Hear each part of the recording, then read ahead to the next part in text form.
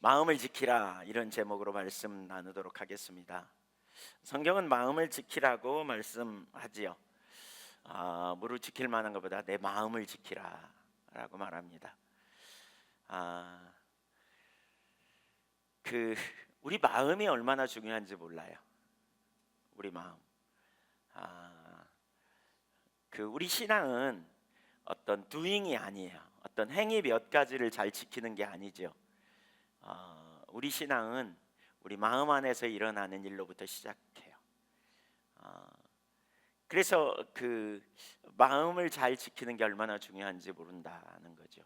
우리가 옛사람이 무엇인지를 쭉 살피고 있는데 우리 마음 안에 일어나는 일이죠. 다 자기중심적 가치관도 마음 안에서 일어나는 일이고, 또 자기를 과신하는 것도 마음 안에서 일어나는 일이고, 또 자기 관점으로 보는 것도 마음 안에서 일어나는 일이죠. 그래서 이러한 요소들이 우리 가운데 우리 마음 안에서 잘 정리되고 또 회복되고, 또 우리 마음 안에서부터 자기중심적 가치관이 아니라 하나님 중심적인 가치관이 되고, 하나님의 자원, 하나님을 신뢰하는 그런 자리에 우리가 서야 되고요. 그리고 그렇게 될 때 우리가 하나님의 관점으로 볼 수 있게 되는 것이지요. 그래서 우리 마음이 빈들의 상태처럼 되어져야 된다라고 생각해요. 누가복음 3장에 보면 1절 2절에 일곱 명의 사람이 나타나잖아요. 거기 지난번에 이제 살폈어요. 대제사장 2사람, 그 다음에 유대 총독, 그 다음에 로마 황제, 그 다음에 분봉왕 3사람, 이렇게 해서 7사람, 6사람이 있는데 그들에게 하나님의 말씀이 임하지 아니하고 3장 2절 하반부에 보면 세례 요한에게 말씀이 임하였다. 어디에 임했다? 빈들에 임했다 그랬어요. 그러니까 빈들에 하나님의 말씀이 세례 요한을 통해 임하였다. 그랬더니 사람들이 그 성전에 가지 아니하고 또는 황제나 분봉왕을 찾아가지 아니하고 사람들이 빈들을 향해 나왔어요. 세례 요한을 만나기 위해서.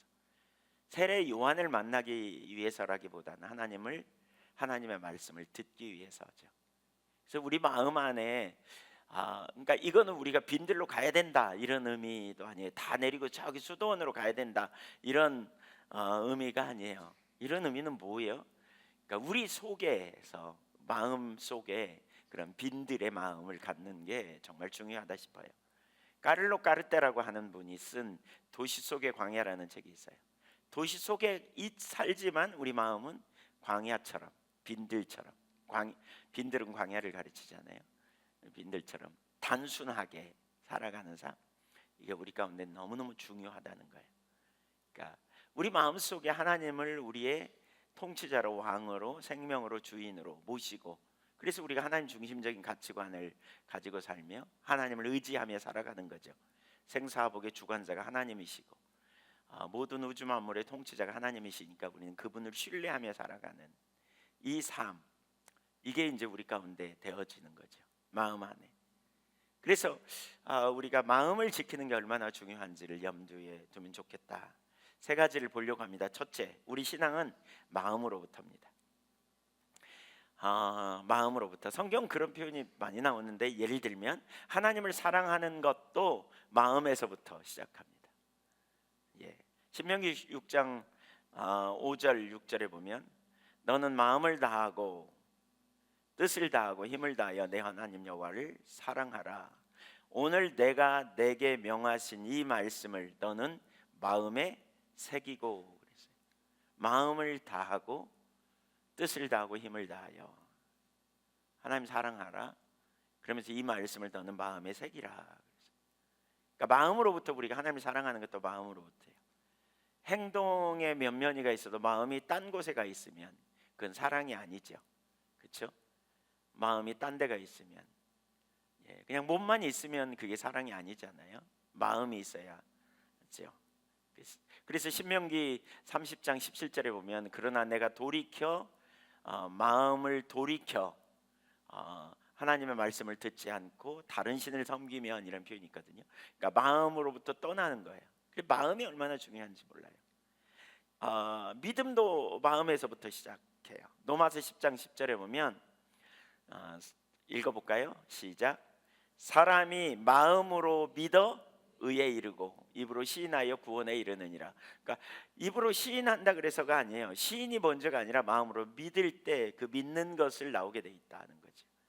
그래서 마음을 믿는 것, 믿는 것, 예, 믿는 것에서부터 시작해요. 그래서 그 마음이 중요한 것을 우리가 기억해야 될 때, 이때 중요한 것은 부분적이어서는 안 돼요. 하나님은 우리에게 온 마음, 모든 마음으로 하나님을 사랑하도록 초청하세요. 하나님은 솔로몬에게 그렇게 가르칩니다. 열왕기상 9장 4절을 한번 볼까요? 열왕기상 9장 4절 시작. 내가 만일 내 아버지 다윗이 행한 같이 마음을 온전히 하고 바르게 하여 내 앞에서 행하여 내가 내게 명령한 대로 온갖 일에 순종하며 내 법도와 율례를 지키면, 여기 마음을 온전히 하고 바르게 하여 이런 표현이 있죠. 예, 이것은 이스라엘 열왕들의 표준이었던 다윗의 마음가짐을 요약해서 보여주는 구절이에요. 그러니까 내 아버지 다윗이 행한 같이 다윗처럼 마음을 온전히 하고 바르게 하여 이렇게 표현하죠. 그러니까 솔로몬에게 너희 아버지를 닮어. 그런데 어떻게? 그 아버지의 마음이 바르고 온전했거든. 그러지 않아요? 그런 거죠. 다윗의 생애에 벌어진 여러 사건들을 가운데서 하나님이 뭘 보셨다는 거예요? 성실하고 솔직한 마음, 하나님을 향한 마음을 보았다는 거예요. 그러니까 예를 들면 기회가 있었음에도 불구하고 기름 부음을 받았다는 이유로 그 자기를 죽이려고 쫓아오는 사울을 죽이지 않았잖아요. 그렇죠? 2번이나 죽일 기회가 있었지만, 그렇죠? 또 여호와의 법궤를 예루살렘 성으로 메어올 때 다윗이 사무엘하 6장에 보면 그 앞에서 열정을 가지고 춤을 추는 장면들, 기쁨과 감격으로 춤을 추고 하나님을 향해 온 마음으로 나아간 것들, 그리고 밧세바를 범했을 때 나단 선지자가 찾아왔고 그거 죄를 지적할 때 그가 정말 철저히 통회하는 모습을 가지고 하나님 앞에 섬이죠. 온전한 마음으로 회개하는. 그러니까 이런 모습들을 하나하나 보면 한결같이 하나님 앞에서 그 성실하고 정직한 마음을 가졌다라고 하는 걸 볼 수 있어요. 예. 결국 그 다윗이 모든 열왕기 상하에 보면 왕들의 기준이 됐잖아요. 바로 솔로몬을 비롯해서 그 모든 왕들에게 이걸 권면하거든요. 다윗처럼 행하라. 그러니까 하나님의 원하시는 마음을 보여주는 모범적인 자세가 다윗에게 있었어요. 온전한 마음, 순전한 마음이죠. 예, 한 마음. 예. 여기 온전히라는, 온전히 하고 바르게 하여라는 말에서 온전히라고 번역된 단어 톰은 완전 무결함, 성실 또는 강함 이런 뜻도 있어요. 그러니까 그 톰으로 설명되는 마음가짐의 특징은 하나님을 향한 꾸준한 성실과 그리고 그 야무지게 집중하는, 그러니까 철저하게 집중하는 그런 마음에 있어요. 그래서 이 단어를 영어 NIV 성경은 인테그리티라는 말로 번역하거든요. 그러니까 이 단어는 정직을 말하되 흠이 없이 처음부터 끝까지 통전적인 정직, 모든 영역에서 정직, 이런 의미를 보여주는 단어라 그래요. 사실 그의 삶을 통해 볼 때 다윗은 결코 완전한 삶을 산 건 아니지요. 우리아의 아내 밧세바를 범한 사건을 볼 때, 그리고 그 남편을 죽인 사건을 보면 결코 올바른 완전한 삶이라고 말할 수는 없어요. 그러나 다윗이 죄악에 빠졌을 때 철저히 회개하는 마음 중심에서 진실로 애통하며 회개하는 그런 하나님을 향한 신앙, 그러니까 믿음을 보인 거죠. 그러니까 하나님 앞에서, 인격적인 하나님 앞에서 죄를 회개하는 이런 중심의 모습을 가진 거잖아요. 그러니까 우리가 하나님 앞에 죄를 회개할 때, 여러분, 우리가 죄를 회개하면 하나님 용서하십니다. 믿으십니까? 히브리서 6장을 한번 보실래요? 죄송합니다. 갑자기 생각이 나서 여기 안 찾아왔는데 6장 4절부터 9절까지 한번 보실래요? 8절까지. 이런, 제가 읽겠습니다. 한 번 빛을 받고 하늘의 은사를 맛보고 성령에 참여한 바가 되고 하나님의 선한 말씀과 내세의 능력을 맛보고도 타락한 자들은 다시 새롭게 하여 회개하게 할 수 없나니 이는 그들이 하나님의 이 아들을 다시 십자가에 못 박아 드러내놓고 욕되게 함이라. 땅이 그 위에 자주 내리는 비를 흡수하여 밭가는 자들이 쓰기에 적당한 채소를 내면 하나님께 복을 받고 만일 가시와 엉겅퀴를 내면 버림을 당하고 저주함에 가까워 그 마지막은 불사람이 되리라. 여기 보세요. 우리는 보통 예수 믿고 회개하면 죄 용서 받았다 이렇게 다 믿어. 이게 교리적으로 옳아요. 그런데 여기서 이 구절을 보세요. 한번 비침을 받고 은사를 맛보고 성령에 참여하는 자가 내적인 능력을 맛보고 타락하면 다시 회개케 할 수 없다. 이게 무슨 얘기예요? 이거 열매가 없으면 못 맺는다. 뭐 이게 무슨 얘기예요? 이거. 그러니까 우리가 성경을 해석할 때 이렇게 해석할 수 있어요. 뭐냐면 그 올바른 신학적 기초에 난해 구절, 해석하기 어려운 난해 구절은 여기에 기초해서 이런 말씀을 왜 주셨을까를 우리가 보는 거예요. 이런 거예요. 진지함이 없는 회개. 그러니까 인격적 관계 안에서의 온전한 회개. 사실 저는 회개를 이렇게 이해해야 된다고 보거든요. 인격적 관계예요. 여러분 부부간에 서로 잘못하면 회개해야 돼요. 회개 안 하고 넘어가면 또 돼요. 진지하게 해야 돼요. 그냥 대략 해도 돼요. 이런 사람들을 많이 봤어요. 특별히 여자분들이 그러더라고요. 잘못했다고 말도 안 해요. 뭐 이런 얘기. 그리고 남자분들한테 물어보면요, 잘못했다고 했어요. 그래요. 근데 왜 안 했다는 거예요? 둘 중에 하나는 거짓말한 건가요? 아니에요. 진정성 있게 와닿게 회개를 안 해서 그래요. 네, 진정성 있게 회개를 안 해서 그래요. 미안하다고 말을 안 해서 그래요. 공감하고. 저도 이걸 알기까지는 많은 시간이 필요했습니다. 네, 그러니까 인격적 관계는 상대방이 받아들일 때 진정한 용서가 되는 거죠. 사실 그러니까 마음이 없는 것처럼 느껴지는 회개는 진정한 회개가 아니에요. 사실 우리 하나님 앞에 회개할 때 인격적인 하나님과의 관계 안에서 회개하는 거거든요.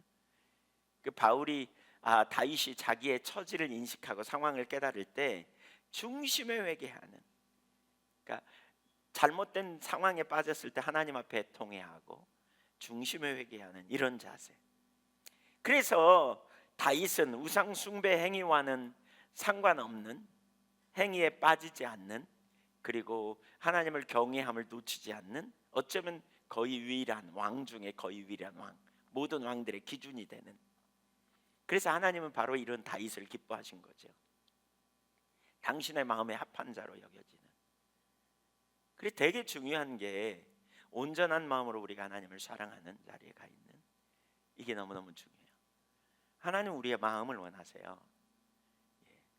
이사야 29장 13절에도 보면 내 백성 입술로는 나를 가까이하며 그 나를 존경한다고 말하지만 마음은 내게 멀리 떠났나니, 이렇게 표현하고 있거든요. 하나님이 보시는 것은 외형도 보지만 외형 안에 있는 중심을 보신다는 거예요. 그 마음 안에 온전한 마음으로 하나님을 예배하는 중심. 우리 안에 하나님이 왕이고 우리 안에 하나님이 유일한 주인이 되시는지, 하나님을 경외함으로 내가 서기를 원하는지, 이 태도가 우리에게 너무너무 중요한 거죠. 물론 마음을 지킬 수 있기를 축복합니다. 우리가 마음을 지키자고요. 지킬 만한 겁니다. 내 마음 안에 누가 왕이고 누가 생명이고 누가 나의 주인인가, 통치자인가. 출애굽기 19장에 보면 부자 관원 이야기가 나오잖아요. 부자 관원이 주님을 찾아 나갔죠. 그러면서 선한 선생님이 어떻게 하여야 영생을 얻으리까? 그랬더니 예수님이 그러잖아요. 선한 이는 하나님 한 분뿐이다. 그러면서 계명을 지키라 그래요. 계명을 어렸을 때부터 다 지켰다 그래요. 그랬더니 예수님이 그렇게 말하죠. 사실 여러분 누가복음 18장에 보면 그 세부리의 사람, 얼마 전에 우리 몇 주 전에 살폈죠. 지난주에 살폈나요? 저지난주에, 하여튼 최근에 살폈어요. 그 하나님 자원을 의지하는 사람은 세리, 그다음에 어린아기, 그다음에 소경. 반면에 이쪽에 자기 자원을 의지하는 사람은 누가복음 18장에서 적어도 바리새인, 그다음에 부자 관원, 그다음에 예수님의 제자들이었다 그랬잖아요. 근데 이 바리새인 뭐죠? 부자 관원은 이들의 다 문제는 뭐냐면요, 자기는 이미 됐다고 생각하는 자리에 있는 거거든요. 예, 바리새인도 이만하면 하나님 저 됐죠, 저 이쁘죠, 그러고 나간 사람이고요. 이 부자 관원도 이미 됐어요. 자기는 어려서부터 다 지켰대. 됐다는 생각을 갖는 거예요. 그러니까 혹시 뭐가 부족할지 모르니까 그런 정도죠. 예, 이게 교만이에요. 이게 교만이고요. 이런 사람이 하나님 앞에 합당하지 않아요. 이런 사람이 사실 제가 우리 좀 신앙생활 오래 한 분들에게 이렇게 좀 말씀드리면 이거 깨야 돼요. 뭐가 됐다, 뭔가 안다, 나는 이만하면 충분하다, 이거 깨야 돼요. 우리가 왜 하나님의 놀라운 은혜를 더 깊이 맛보지 못하냐면, 유대하신 하나님을 더 모르냐면 그 자리에 선인가 문제가 되는 거예요. 저도 제가 그런 생각을 가졌다니까요. 나도 꽤 알고 있어, 이제 나도 꽤 뭔가 된 것 같아, 뭐 이런 생각.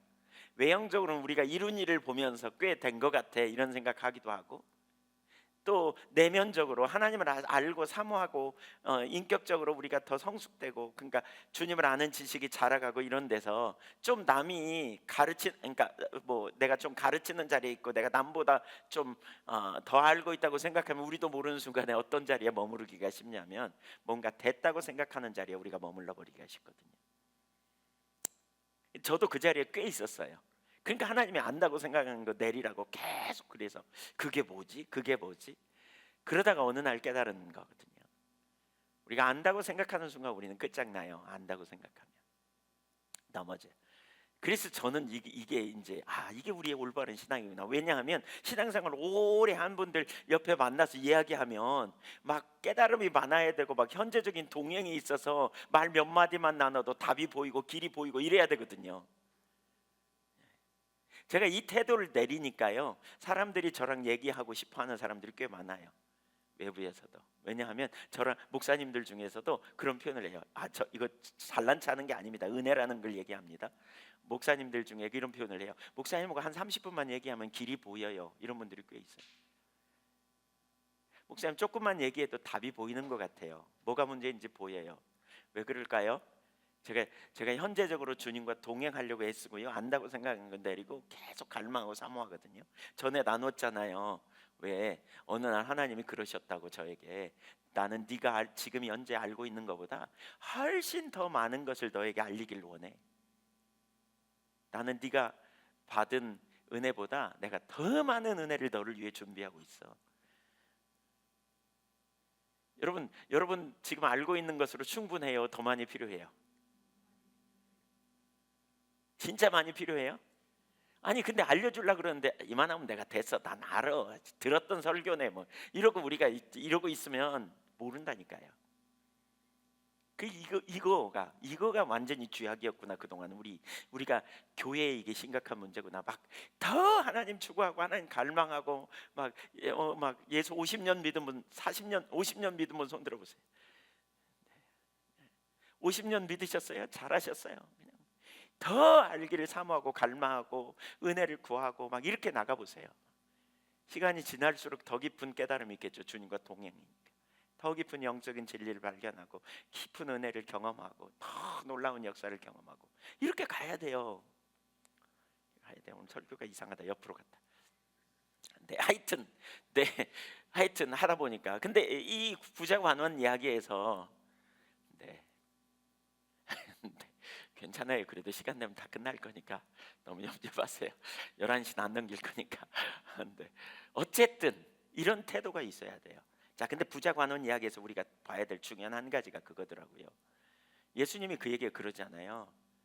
그러니까 뭐죠? 가난한 자에게 팔아주고 너는 나를 따르라 그러잖아요.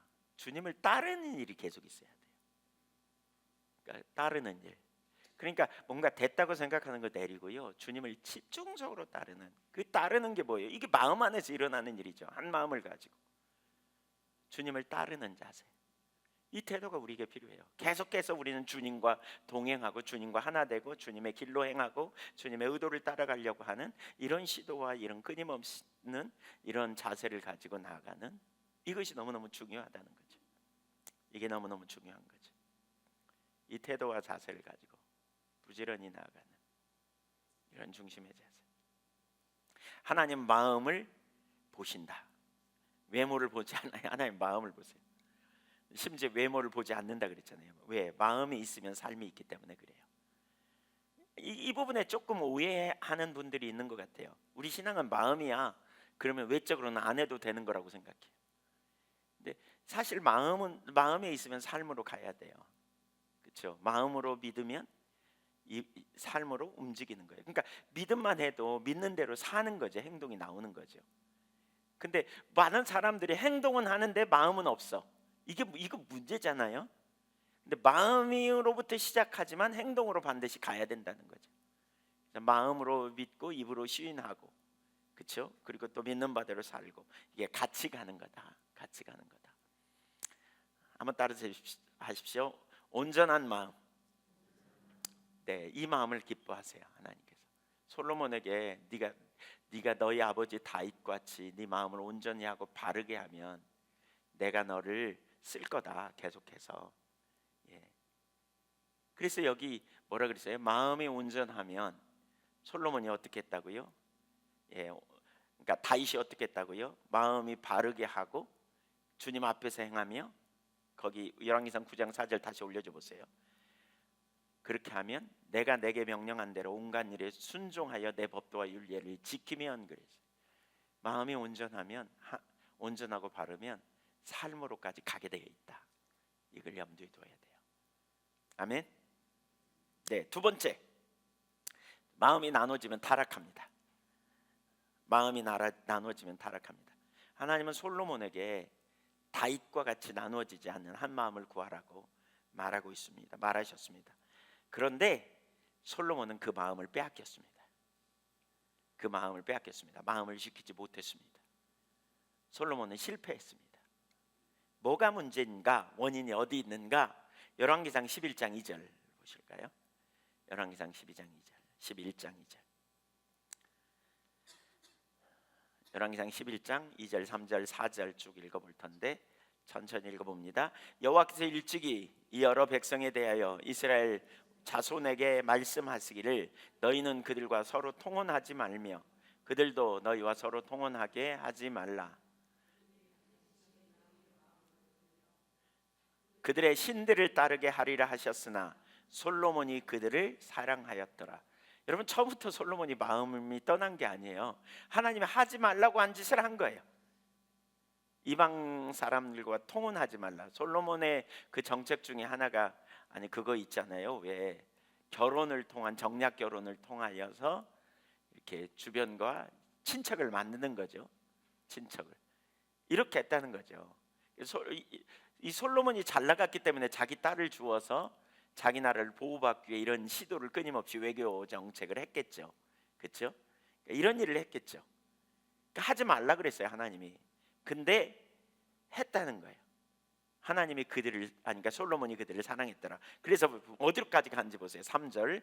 왕은 후궁이 700명이요 첩이 300명이라 그의 여인들이 왕의 마음을 돌아서게 하였더라. 솔로몬의 나이가 많을 때에 그의 여인들이 그의 마음을 돌려 다른 신들을 따르게 하였으므로 왕의 마음이 그의 아버지 다윗의 마음과 같지 아니하여 그의 하나님 여호와 앞에 온전하지 못하였으니. 자, 마음이 온전한 상태에서 떠나버린 거예요. 그 원인이 뭔지 보이시죠? 여인들이에요. 여인들이 마음을 돌렸어요. 그러니까 그에게 한번 보세요. 여기 뭐예요? 후궁이 700명이고요 첩이 300명이에요. 그러니까 1000명의 부인들이 있었어요. 이렇게 1000명의 여인들이, 1001명 본부인까지 1001명의 여인들이 그 옆에 있었어요. 그 얼마나 그냥 그랬는지 몰라요. 근데 그들이 오면서 몸만 온 게 아니에요. 자기들이 믿는 신상을 한 개씩 가지고 왔어요. 나중에 그 신상을 어디다 넣냐? 예루살렘 궁에다 갖다 놓기 시작해가지고요. 자기들의 신상을 놓고 거기다 제사장도 세우고 이렇게 되니까 완전히 혼합주의가 되는 거죠. 심각한 혼합주의 종교가 되는 거예요. 그러면서 결국 하나님만 사랑하는 것에서 다른 신들이 그 마음속에 생기기 시작한 거죠. 하나님을 떠나게 되는. 우리가 진짜 경계해야 될 게, 이 시대에 경계해야 될 게 혼합주의 같아요. 혼합주의. 하나님 아닌 다른 것에 우리의 마음을 빼앗기게 하는, 정말 단순함으로 우리 마음을 지켜야 되는데, 소아시아 7교회 그 4대 교회를 비롯한 7교회, 예. 그러니까 이 7교회들의 모든, 그 에베소 교회를 비롯한 모든 교회들, 예, 에베소 교회, 버가모 교회, 그 뭐 이런 7교회들, 그들의 문제는 사실 혼합주의고요. 라우디게아 교회는 결국 그 주님이 안 계시는 상태로까지 가버린 거죠. 이걸 우리가 방치하면 심각한 거죠. 9절 보겠습니다. 시작. 솔로몬이 마음을 돌려 이스라엘 하나님 여호와를 떠남으로 여호와께서 그에게 진노하시니라. 여호와께서 일찍이 2번이나 그에게 나타나시고. 여러분 잘 보세요. 언제 하나님이 진노하셨다고요?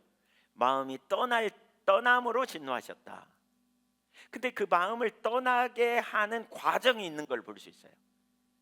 다른 여인들과 하지 말라고 하는 그런 결혼을 하게 되고, 그 여인들을 사랑하고, 거기까지 뭐 문제가 없었어요. 거기까지는 뭐 하나님이 진노하지 않으셨어요. 근데 그 여인들이 조금씩 솔로몬으로 하여금 여호와를 떠나게 하신, 그래서 그 마음이 확 돌아서 버리는 순간 그는 하나님을 완전히 떠나고, 그리고 진노하셨다 그랬어요. 진노하셨다. 그래서 2번이나 그에게 나타나셨는데, 일찍이. 근데 결국 그는 실패합니다. 그러니까 우리 안에서 나누어지게 하는 마음을 몰아내야 돼요. 철저하게 우리 마음을 지켜야 돼요. 그래서 저는 생각이 되게 중요하다고 생각하거든요. 생각, 우리 안에서 어떤 생각이 올라올 때, 어떤 일이 올라올 때. 그래서 진리에 동의하는 삶은, 따라서 보세요, 마음 안에서부터. 진리에 동의하는 삶을 여러분 마음 안에서부터 시작해야 돼요. 마음 안에서부터. 제가 과거에 그런 얘기 나눈 적 있죠. 예, 뭐 많은 일이 있지만 그거에 지금 예로 생각이 나서 고해만 계속 반복하는데, 왜 저녁에 잘라 그랬더니 기분 나쁘다 그랬잖아요. 왜 나쁠까 추적해 봤더니, 아까 어떤 분이 전화하는데 어느 교회가 부흥한다는 소식에 제가 기분 나쁘댔잖아요. 다른 교회가 부흥하는데 목사가 기분 나빠. 이거 뭐예요 이거? 그러니까 이런 생각이 우리 속에 넣어요. 원수 마귀가 우리에게 불화살을 쏘아둬요. 육신의 증오, 안목의 증오, 이생의 자랑을 통해서 우리 안에 끊임없이 들어오는 비정상적인 생각들, 비정상적인 방법들, 비정상적인 영역들, 이런 것들이 우리 가운데 와요. 말을 통해서 오기도 하고, 생각을 통해서 누군가가 던져주기도 하고, 환경을 통해서 우리가 그런 것들이 오죠. 그때 우리가 뭐 해야 돼요? 그때 그걸 매일 잘라내야 돼요. 매일매일 진리에 동의해야 돼요. 생각을 통해, 감정을 통해 오는 모든 것들을 매 순간마다 정리하는 것이 너무너무 중요해요. 그래서 제가 그런 얘기 나누잖아요. 일기 쓰자, 일기. 이게 영성일기라고 할 수 있는데, 매일매일 여러분 일기 쓰되 어떤 형식으로 쓰냐면, 내 감정이 어떤가, 내 기분이 어떤가를 생각해, 정리해, 그대로 써요. 자기가 글을 쓰면서 자기가 생각하게 되거든요. 그러면 이 생각이 어디서부터 왔는가를 2번째로 조사해요. 거기다가 조사해요. 어디서부터 왔는가, 그리고 여기서부터 왔구나. 그럼 거기서부터 이제 결단하는 거예요. 하나님의 기준 가운데 뭐가 진리인지 찾는 거예요. 그리고 그 진리를 따라가는 거예요. 여러분, 하루아침에 삶이 안 변해요. 끊임없이 우리 속에 있는 것들을 꺼내는 작업이 필요해요. 우리 빈들의 마음, 우리 마음을 지키려면요, 계속해서 매 순간마다 우리가 그러한 싸움이 필요해요. 그래서 일기를 쓰자 그랬잖아요. 일기를. 오늘 내 마음의 지금 상태가 어떤가? 내가 왜 기분 나쁜가? 왜 기분 좋은가? 무엇이 나의 바라는 소망이고 무엇이 나의 기쁨인가? 이걸 생각해 보면서 하나님의 기준이 아닌 것을 내 마음에서 몰아내는 일을 하는 거예요. 매번, 매일. 그러니까 저녁에 잘 때는 하나님 기준으로 우리가 자는 거죠. 일기를 쓰고 정리하고, 예수 이름으로 그 영향 끊어지도록 선포하고, 회개할 부분이 있으면 회개하고 돌이키고, 그러면서 매일 일기를 써가는 거예요. 매일. 우리가 무엇에게 순종하든지 순종하는 자의 종이 된 줄 알지 못하느냐 그랬잖아요. 로마서 6장 16절에 보면 너희가 무엇에게 순종하는지 순종하는 자의 종이 된다. 그래서 혹 죄에게 순종함으로 죄의 종으로, 혹 의에 순종함으로 의의 종이 되는 줄 너희가 알지 못하느냐 이렇게 표현했어요. 그러니까 우리가 우리의 감정에 계속 순종해 주잖아요. 부정적인 감정, 슬픔의 감정, 자기 연민의 감정, 또는 시기 질투의 감정, 또는 그런 생각들에 우리가 빼앗기면 어떻게 돼요? 그 생각이 우리 속에 계속 자리 잡아요. 내가 내어주었기 때문에 그 생각이 되게 많아요.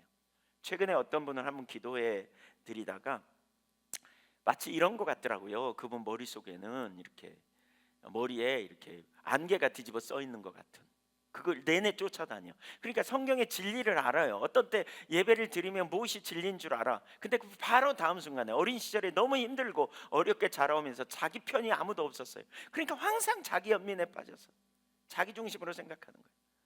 그러니까 조금만 뭐가 안 되면 하나님이 너무하신다 이렇게 생각이 되는 거예요. 머리가 하나님에 대한 부정적인 사고가 머릿속에 가득한 거죠. 왜 안 되는, 뭐가 문제인가 이렇게. 제가 그분을 보면서 더 느꼈어요. 그분 신앙생활 되게 열심히 하고 어떤 중요한 직분을 맡아서 일하는 분이세요. 근데 그럼에도 불구하고 그 생각 속에, 머릿속에 이게 있는 거죠. 열심히 일하는 이유가 뭐냐? 하나님께 인정받기 위해서. 어린 시절에 부모님이 잘하면 인정받고 잘못하면 혹독하게 혼내키고, 그리고 인정받기 위해서 이렇게 애쓰고 힘쓰는 그런 상황에서 자라가니까 복음이 뭔지 몰라요. 그러니까 이런 감정, 이런 생각을 자꾸 정리하고 끌어내리는 일이 필요해요. 그래서 일기를 쓰시라니까. 일기. 오늘 무슨 일이 있었다 끝, 이게 아니고 오늘 무슨 일이 있었고 어떤 거기에 내가 무슨 감정이 있었고 그 감정에 대해서 내가 지금 어떤 상태다, 그러면서 거기다 일기 끝에다가 또 자기 연민에 빠져서 누가 나의 편이 돼줄까, 난 너무 비극이다, 그러고 자면 안 돼요. 그래서 정리하는 거예요. 이 생각이 어디서 왔나, 하나님의 기준은 뭔가, 하나님의 길이 뭔지. 혹시 안 보이면 물어보세요. 옆에 사람한테 물어보든지 누구한테 물어보세요. 이런 상황의 기준이 뭔지 모르겠다. 그리고 정리하고 동의하고 끊어가야 돼요. 이렇게 끊는 일이 필요해요. 매 순간마다. 유혹이 올 때도 끊어가고. 왜? 하나님의 길이 아니면 생명이 없거든요. 주님의 길에 서야 거기 능력이 있고요, 거기 영향력이 있어요. 여러분 그 자리에 설 수 있기를 축복해요. 진짜 그 진리에 동의하는 삶은 매일 일어나야 돼. 매일. 그럴 때 우리 마음이 단순해지고요, 우리 마음이 하나님 중심적이 되고 우리 마음이 하나님의 길에 순종하는 준비가 되어 있는 거예요. 그럴 때 하나님 말씀하시면 예 주님이라고 가지. 자기 생각으로 가득 차 있는데 주님이 말씀하셔도 듣지도 못하지, 들어도 못 들은 걸로 하고 제 갈 길로 가는 이 자리에 서는 거죠. 일기를 쓰는 게 이게 너무너무 중요하다. 진리에 동의하는 일기, 진리에 동의하는 삶의 일기, 뭐 이런 거죠. 네. 사울은 명예에 대한 욕망이 있었기 때문에 사실 그 마음 안에 하나님을 쫓아가는 일이 안 됐잖아요. 예수님 마태복음 6장 24절에서 재물이 너희 마음을 나누어지게 한다 그렇게 표현하죠. 두 주인 섬긴. 그래서 경계하라는 거잖아요. 빌립보 3장 5절에 골로새 3장 5절에 탐심이 우상 숭배라 그랬고요. 문제는 마음이 나누어지면 말씀에 순종하는 게 어렵죠. 그 마음에 이미 다른 것으로 가득 차 있기 때문에 하나님의 말씀에 순종이 어려워요. 예레미야 11장 8절을 보겠습니다. 예레미야 11장 8절 시작. 그들이 순종하지 아니하며 귀를 기울이지도 아니하고 각각 그 악한 마음에 완악한 대로 행하였으므로 내가 그들에게 행하라 명령하였어도 그들이 행하지 아니한 이 언약의 모든 규정대로 그들에게 이루게 하였느니라. 왜 심판받느냐? 그들이 듣지 않아서 그랬다는 거예요. 근데 왜 안 들었느냐? 거기 8절 다시 올려줘 보세요. 왜 안 들었느냐? 그 악한, 각각 그 악한 마음에 완악한 대로 행했다는 거예요. 그 마음이 이미 완악한 상태로 머물러 있기 때문에 그렇다는 거예요. 그러니까 왜 마음을 지켜야 되느냐? 우리 마음이 하나님 말씀에 순종하고 우리 마음이 하나님을 경외하고 우리 마음이 하나님의 뜻대로 서려는 중심의 태도가 없기 때문에 문제인 거예요. 그런 중심의 태도를 우리가 지키고 있어야 돼요. 그 마음을 평상시에 우리가 지키고 있어야 돼요. 하나님 떠나면 자기 목적, 자기 계획을 갖고요, 스스로 살 길을 마련하고요, 눈에 보이는 대로 행해요. 그래서 하나님 말씀이 부담스러워요. 지난번에 우리 코로나 그래서 새벽기도 우리 시작하면서 얼마 안 돼서 본문의 내용이 계속 그거예요. 네, 우리 그 이렇게 이제 출애굽기 살필 때 재물을 가져다 바쳐라, 이제 재물 이야기가 계속 나오면서 헌신과 헌금에 관한 설교가 계속 새벽기도 됐어요. 2번, 3번인가 됐어요. 그때 제가 마지막 부분 할 때 드는 생각이 좀 부담스러워하고 있나 이런 생각이 들었어요. 우리가 하나님 말씀을 들을 때 부담스러운 이유 중에 하나는 마음이 나눠져 있기 때문에 그래요. 마음이 나눠져 있기 때문에. 이번에 그 지난 주간에 이제 NGCPP 다음 세대 교회 개척 프로그램으로 목회자들, 젊은 목회자들 모아서 훈련시키는 일 하거든요. 근데 너무 좋은 시간이었어요. 근데 거기서 어떤 목사님은요, 젊은 목사님은요, 설교를 그 강의를 듣고 잠이 안 와가지고 3시간 동안 나가서 그냥 통곡하고 울었대요. 자기 마음의 상태와 하나님의 기준이 비춰지니까 3시간 동안 통곡하며 울었대요. 죽을 것 같아서 울었대요. 너무 좋은 일이 일어난 거죠. 사실 개인적으로 처지를 인식하고 이대로는 안 된다는 절박함. 본인의 마음이 합당하지 않은 상태, 지금 잘못 가고 있는 것처럼 느껴지는 상태, 이런 영향. 어떤 때 명백히 성경적임에도 불구하고 마음이 나눠지면 설교를 별로 좋아하지 않습니다. 이런 설교 별로 좋아하지 않습니다. 온 마음으로 사랑하는, 그리고 하나님의 음성을 들어도 순종 안 합니다. 예. 그래서 제가 그 설교를 하면서 저 자신을 돌아보는 계기가 되었습니다. 내 마음엔 정말 그 온전한 마음이 있는가? 난 하나님 말씀하시면 100% 순종할 준비가 되어 있는가? 저는 준비되어 있는 것 같이 보인가요? 예, 저도 안 그럴 때가 많아요. 안 그럴 때가 많아요. 자기 중심에 돌아갈 때가 많아요. 그래서 그런 말씀 앞에 다시 서고 회복하고, 그러니까 마음의 준비가 있어야 말씀을 하시면 하실 때 우리가 순종하지. 마음의 준비가 안 돼 있는데 말씀을 하시면 우리가 순종하겠냐고요? 안 돼 있어요. 뭐가 내 삶의 주인인지. 그리고 무릇 지킬 만한 거다. 마음을 지키라는 말은 나누어지지 않는 한 마음으로 하나님을 존재를 다해 사랑하는 자리에 있어야 이게 가능하거든요. 오직 하나님만 사랑하고 하나님만 의지하는 자리, 하나님 중심적인 가치관, 하나님만 신뢰하는 자리, 그리스도만 신뢰하는 자리, 이 자리에 있어야 가능하죠. 여호수아 24장 23절 24절을 읽어보겠습니다. 시작. 여호수아가 이르되 그러면 이제 너희 중에 있는 이방 신들을 치워버리고 너희의 마음을 이스라엘의 하나님 여호와께로 향하라 하니, 백성이 여호수아에게 말하되 우리 하나님 여호와를 우리가 섬기고 그의 목소리를 우리가 청종하리이다 하는지라. 그러니까 너희 중에 있는 이방 신들을 치워버리고 너희의 마음을 이스라엘 하나님 여호와께로 향하라. 그랬더니 뭐라고요? 우리가 여호와를 우리가 섬기고 그의 목소리를 우리가 청종하리이다. 그랬어요. 마음이 정리되어야 하나님의 말씀을 들어요. 예, 우리가 왜 하나님 음성 못 듣는 줄 아세요? 마음이 정리 안 돼서 그래요. 우리가 우리 마음이 빈들의 마음, 정말 광야와 같은, 도시송의 광야 같은 그런 마음이 준비되어져야 돼요. 예, 끊임없이 그래서 우리는 진리에 동의하는 일을 통해서 우리 마음을 비워야 돼요. 예, 비고 비운 그런 상태. 사무엘상 7장 3절 사무엘이 이스라엘 온 족속에 말하여 이르되 만일 너희가 전심으로 여호와께 돌아오려거든 이방 신들과 아스타롯을 너희 중에서 제거하고 너희 마음을 여호와께로 향하고 그만을 섬기라. 마음 안에 일어나는 일이어야 된다니까요. 마음 안에서 우리가 전심으로 하나님만 섬깁니다. 하나님 알기 원하고 하나님만 따르고 하나님만 의지하고 그렇게 섬기기를 원합니다. 이 결단이 필요해요. 사무엘상 2장 12장 24절 읽어보죠. 시작.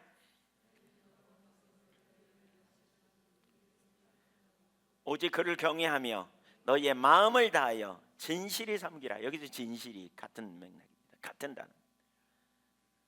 예. 마음을 다하여 하나님을 섬기는 거예요. 진실하게. 가림막이 없는 거죠. 여러분, 사람이 친밀해지려면 사람과 사람 사이에 가림막이 없어야 되거든요. 미묘한 가림막 같은 게 있는 거죠. 미묘한 가림막. 그런 가림막이 없이 친근함, 온전하게, 예, 다 이야기하고 다 나눌 수 있고 순전하게. 한번 옆에 사람 눈을 쳐다보세요. 한번 온전하게, 순전하게. 가림막이 있어요? 없어요? 있어요? 없어요? 물어보세요. 있냐고 없냐고. 네, 없어요. 부부간에 한번 물어보세요. 부모 자녀간에 한번 물어보세요. 온전함, 순전한 마음 있어요? 이게 없어야 돼요. 하나님과 우리 사이는 더 말할 것도 없어요. 왜냐하면 사람은 모르는데 하나님은 알거든요. 부부 사이도 마찬가지지만 다 알아요. 하나님은 순전한 마음, 진실한 마음 철저히 살펴야 돼요. 하나님 외에 다른 것으로 만족하고자 하는 마음이 있다면 가치관의 문제를 다루는 거죠. 다시 생각해 봐야 돼요. 예를 들면 설교가 성경적인데 부담스러워, 순종하는 게 어려워. 그렇다면 우리 마음을 돌아봐야 돼요. 무엇이 나의 생명인지, 무엇이 내 삶의 진정한 소망이고 기쁨인지, 내가 진짜 원하는 게 무엇인지, 그리고 다시 결론을 내리고 고백하고 결단해야 돼요. 우리 마음이 하나님께 확정되었다면 순종은 별로 어렵지 않습니다. 말씀에 순종하는 것 별로 힘들지 않습니다. 그러나 나누어지는 순간 신앙생활이 힘들고 만족감이 없습니다. 사람들이 그렇게 말하죠. 이런 얘기 제가 전에 곧잘 들었습니다. 제가 그렇게 살면 목사님이게요? 저 목회게요? 그 목사님이나 그러지 누가 그렇게 해요? 이렇게 말해요. 예, 성경에 목사는 그렇게 살고 평신도는 그렇게 살면 안 된다 이렇게 말하고 있잖아요. 누구나 다 그렇게 살아야 된다. 문제는 뭐냐? 하나님을 잘 모르는 거고요. 하나님을 아는 것과 모르는 것의 차이예요. 그래서 우리가 어찌든지 하나님 알고 우리 마음이 그렇게 지켜질 때 친밀한 교제가 이루어져요. 나눠진 마음으로는 그렇게 안 되죠. 다시 우리 마음을 돌아볼 필요가 있어요. 면밀하게 살펴봐야 돼요. 마음이 나누어지는 중요한 이유는 우리가 하나님을 잘 몰라서 그렇고 여전히 다른 것에 소망이 있다고 말할 수 있어요. 생각할 수 있어요. 예, 마귀가 하와에게 그렇게 유혹했잖아요. 다른 것으로 만족하도록. 칼 바르트 얘기 제가 얘기했잖아요. 칼 바르트를 위기의 신학자, 변증법적 신학자 이런 표현을 하거든요. 칼 바르트라고 하는 신학자는 아주 유명한 신학자고요. 예, 이렇게 복음적인 신학자 중에 한 사람이에요. 물론 어떤 사람들은 칼 바르트도 진보적이다 이렇게 말하는 사람도 있긴 하지만 제가 볼 때는 아주 복음적인 신학자 중에 한 사람이라고 저는 생각해요. 그러니까 실존적인 문제 앞에서 고민했던 신학자라고 봐요. 1차 세계대전이 일어났죠. 1914년에 1차 세계대전은 기독교 국가에서 일어났고 기독교인들끼리 싸웠잖아요. 독일에서 일어나가지고 그 주변 다 예수 믿는 사람들끼리 싸운 거잖아요. 바르트는 칼 바르트는 하는 사람은 스위스 사람이고요. 독일에서 신학을 공부했어요. 근데 1차 세계대전이 일어날 때 굉장히 충격을 받습니다. 그 이유는 뭐냐면 자기 스승들이 이제 유명한 스승들이 있거든요. 당대 헤르만, 하르나, 궁켈 이런 아주 유명한 신학자들이에요. 이런 신학자들이 글쎄 히틀러의 전쟁을 축복해 줬어요. 히틀러의 전쟁. 그 당시에는 윤리가 매우 강조됐었거든요. 이분은 원래 자유주의 신학자였는데 윤리를 강조하는. 그런데 그때 신학자들이 거기 동조하는 것을 보고 저게 무슨 윤리야? 그리고 매우 실망하며 방황합니다.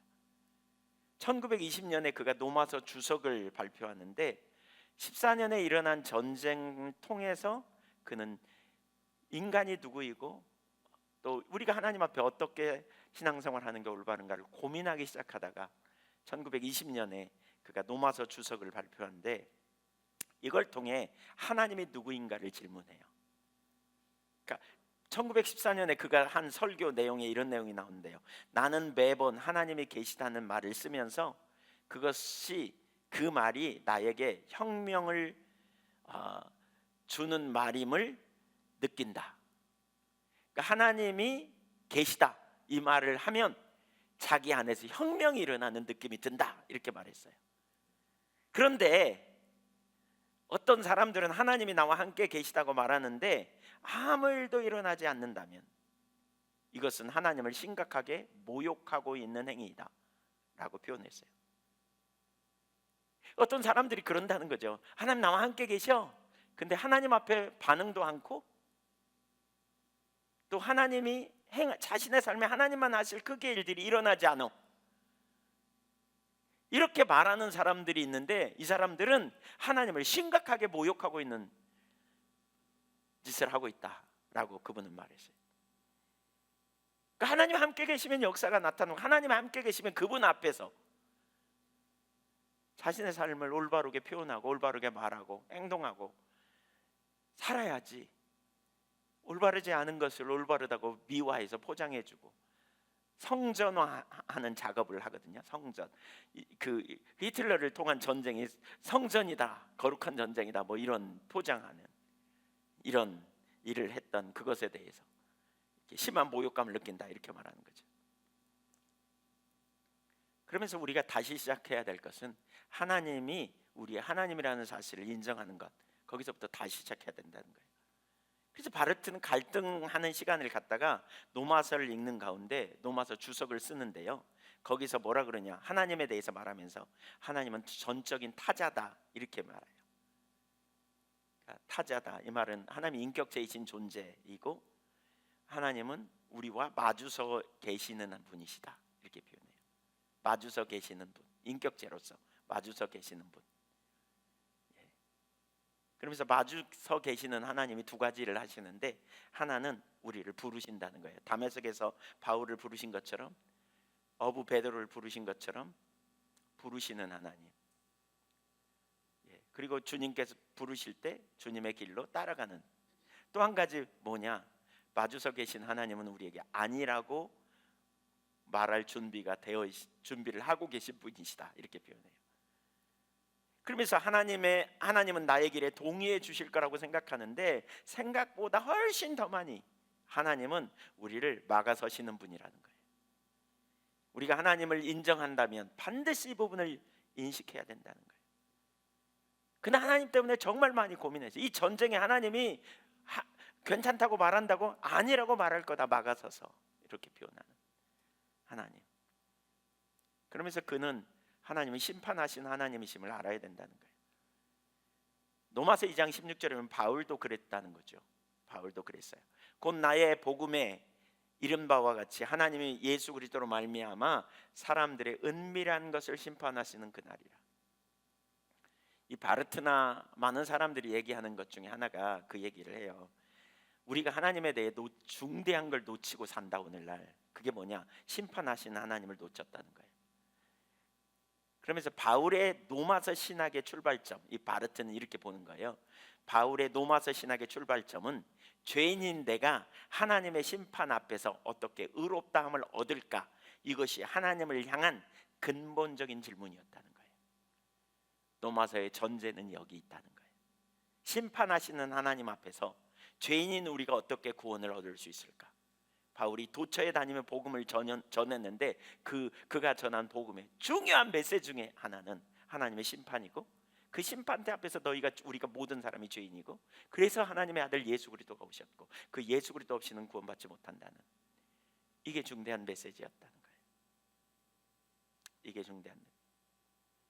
그걸 놓치는, 그걸 알지 못하기 때문에 구원의 은혜와 구원의 감격을 잘 모르는, 그리고 그 하나님이 죄를 얼마나 미워하는지도 잘 모르고 있는, 복음을 너무 부분적으로만 안다는 거예요. 구원의 은혜를 아는데 심판이 구원의 크기를 가져오고 구원의 기쁨 감격을 가져오고, 그 심판을 할 때 구원의 크기를 알므로 정말 하나님의 사랑과 은혜에 붙들림 받는 그 삶을 살 수 있는 것을 말하는 거죠. 그걸 말하는 거예요. 그래서 우리 안에 하나님을 향한 경외심은 거기서부터 온다는 거예요. 하나님을 두려워하는, 하나님을 두려워하는, 마치 하나님이 그냥 무조건 내 소원만 들어주고 무조건 나를 용서하시고 아무것도 안 하시는 하나님처럼 여기는 그 신앙은 합당하지 않은 거죠. 누가 우리의 주인인지, 누가 우리의 왕인지, 누가 생명인지 우리가 살펴봐야 돼요. 우리가 그 주님을 경외하는 태도가 또한 나누어지지 않는 한 마음을 갖는데 너무너무 중요한 자세인 거죠. 마음에 다른 것이 들어와 있지 않은지 우리가 봐야 되고요, 그걸 방치해서는 안 돼요. 믿음 안에서 우리는 우리 자신을 살펴보고 주님을 의지하는 거예요. 주님이 주인 되시는 삶. 성경 몇 구절 좀 읽어볼까요? 잠언 7장 25절.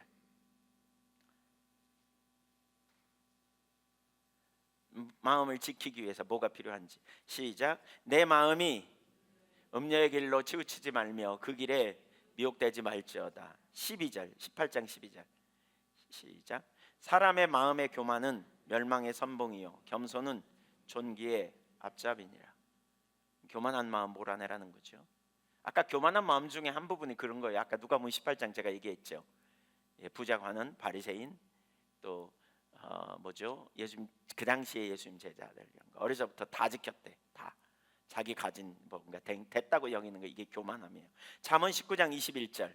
사람의 마음에는 많은 계획이 있어도 오직 여호와의 뜻만이 완전히 서리라.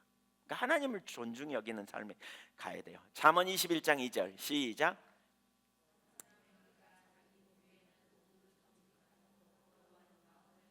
그러니까 우리는 마음을 감찰하시는 하나님 앞에 서야 된다는 거예요.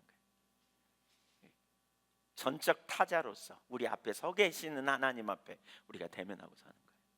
그 하나님 앞에 우리 앞에 우리를 부르시는 하나님, 우리에게 아니라고 말하는 그거 아니야 라고 말하는 그 하나님 앞에 우리가 서야 된다는 거예요. 우리가 하나님의 어떤 분인가? 이것이 사는 길이에요. 인자와 잠언 3장 한번 찾아보죠. 3절부터 5절까지 시작. 인자와 진리가 내게서 떠나지 말게 하고 그것을 내 목에 메고며 내 마음판에 새기라. 그리하면 내가 하나님과 사람 앞에서 은총과 귀중히 여김을 받으리라. 너는 마음을 다하여 여호와를 신뢰하고 내 명철을 의지하지 말라. 이게 사는 길이에요. 마음판에 뭐예요? 인자와 진리가 내게서 떠나지 말고 내 목에 메고 내 마음판에 생기라. 인자와 진리가 뭐라 그랬어요? 헤세드와 에메트라는 말인데요. 인자는 하나님을 사랑하는 사랑의 관계고요. 에메트는 의리를 지키는 거예요. 이게 다 뭐에서 시작한다? 언약의 언어라. 언약. 관계의 시작은 하나님이 먼저 우리를 사랑하셨고 우리를 구원해 내셨기 때문에 그리고는 우리와 언약을 맺으세요. 하나님은 우리와 언약을 맺으세요. 언약의 가장 중요한 단어가 이거라니까요. 올바른 관계 안에서 사랑과 의리를 지키는 거죠. 내가 왜 그렇게 안 해요? 의리를 지키려고 안 하는 거죠. 결혼한 사람이 왜 다른 여자나 남자한테 한눈 안 팔아요? 의리를 지키기 위해서 그러는 거죠. 내 아내를 사랑하고 혹은 내 남편을 사랑하고 의리를 지키는 이 똑같은 거예요. 하나님과 우리와의 관계. 왜 우리가 나누어진 마음을 가져서는 안 돼요? 하나님 앞에 합당하지 않으니까요. 내가 의리를 지키고 언약 아래 있기 위해서. 그거죠. 그리하면 어떻게 해요? 이게 하나님 존중히 여기는 거예요? 이게 하나님을 경외하는 거예요? 이게 하나님 사랑하는 거예요? 4절에 그리하면 네가 하나님과 사람 앞에서 하나님 앞에서 은총을 받고 사람 앞에서 귀중히 여김을 받는 존재가 된다는 거예요. 귀중히 받는 존재. 얼마나 신나는 일입니까? 왜 하나님을 우리가 복받기 위해서 안 하면 두드러 맞기 위해서 순종하는 이런 신앙이 아니라 왜 하나님과의 신실한 관계 안에 있으며 우리 마음을 지키고 우리가 하나님을 마음에서부터 존중히 여기고 하나님이 안 기뻐하기 때문에 기꺼이 버리고 하나님이 기뻐하시기 때문에 기꺼이 선택하고 우리가 가는 거예요. 그렇죠? 왜 우리가 남을 비난하거나 후욕하면 회개해요? 하나님 안 기뻐하니까. 언약 아래 있기 위해서 그렇게 하는 거예요. 왜 우리가 돈에 따라가지 않아요? 하나님을 기쁘시게 하기 원하고 하나님과 의리를 지키기 위해서 언약 관계 깨지 않기 위해서 마음을 지켜야 될 이유가 거기 있는 거예요. 우리 마음. 이 마음을 지키는 거예요. 이게 사는 길이에요. 이게 사는 길이에요. 그분이 우리의 생명이고 그분이 우리의 능력이고 그분이 우리의 구원자일 뿐만 아니라 우리의 필요를 채우시고 우리를 돌봐주시는 우리 하늘 아버지시니까. 그래서 우리는 하나님을 선택하는 거예요. 부모가 자녀에게 그러잖아요. 하나님 경외하라고. 저는 저희 자녀들에게 하나님을 경외하라고 제가 그 얘기를 해요. 하나님 경외해라. 왜요? 이게 사는 길이에요. 그게 뭐예요? 하나님을 사랑하고 의리를 지키는 거예요. 하나님 앞에 이 의리를 깨지 않는 거예요. 언약 아래 거하는 거예요. 언약은 뭐예요? 하나님이 우리 아빠가 되시겠다는 거잖아요. 나는 그의 자녀가 되는 거죠. 피로 값주고 우리를 언약 백성 삼았잖아요. 그러니까 내가 하나님의 자녀로서 사는 비결은 뭐냐? 의리를 지키는 거예요. 사랑하고 의리를 지키는 거예요. 이 두 단어 안에 다 포함될 수 있어요. 다 포함돼. 내가 일해야 돼? 말해야 돼? 너 하나님 사랑하고 의리를 지키기 위해서 뭐 해야 될 일이 뭔지 생각해봐. A냐 B냐 C냐가 아니에요. 이거 있으면 돼요. 이거 하나님 편에서 내가 생각해 볼 때 이거 안 기뻐하는 거야. 아, 이거 하나님 속상할 일 같아. 나 안 할래. 세상적으로 보면 돈이 되냐 안 되냐예요. 세상적으로 보면 명예를 얻냐 못 얻느냐예요. 근데 하나님 기뻐하시는 삶이 뭔지를 우리가 보고 가는 거죠. 그게 언약 아래 있는 삶이죠. 언약 아래.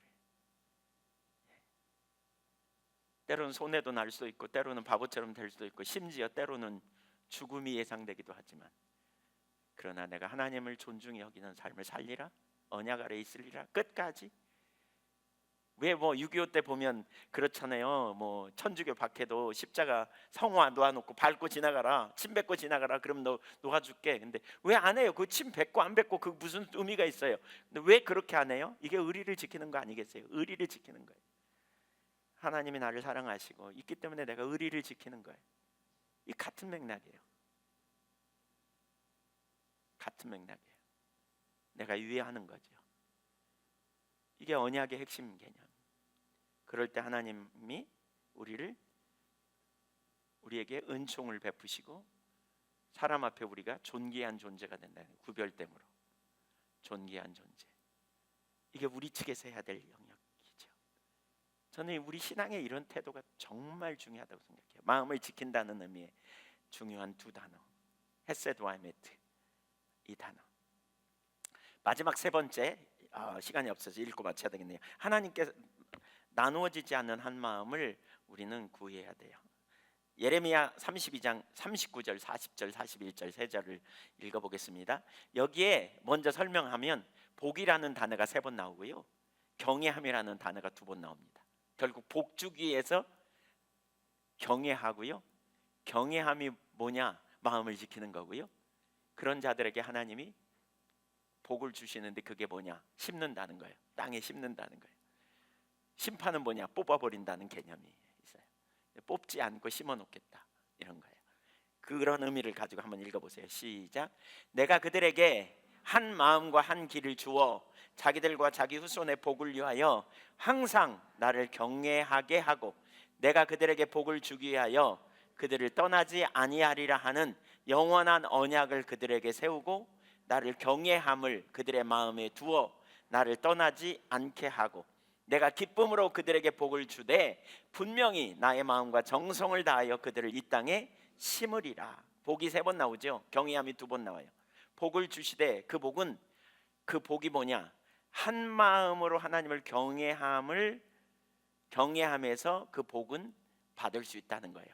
그래서 하나님이 한 마음과 한 길을 그들에게 부어주시겠다, 주시겠다 그러는 거예요.